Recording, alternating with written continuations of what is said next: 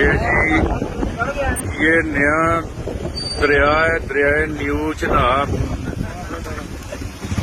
और ये बिल्कुल मुरादपुर के मिडल से ये निकाला गया है, जो कि चैनल चौक की तरफ जाता है। और जितने भी ये इस इलाके के लोग हैं, इनकी बड़ी खुशकिस्मती है। ये देखे, ये बड़े खुश हैं, और ये काफी इन्होंने अपने खेत का, इधर ये सारा पानी इन्होंने खेतों के लिए लगाना है। काफी खुश हैं ये लोग। और आगे देखें, आगे भी माशाल्लाह काफी लोग जो है ना बैठे हुए हैं गाड़ियों में, और गाड़ियों का देख लें क्या हाल हो रहा है।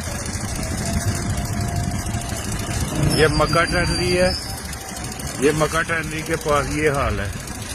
ये सोना ब्रेड वाला न्यू बादी मुरादपुर का जो है ना, ये रास्ता सामने नजर आ रहा है आपको, और ये सामने ये लंबी झील देख लें। ये मुरादपुर तक ये ऐसे ही है।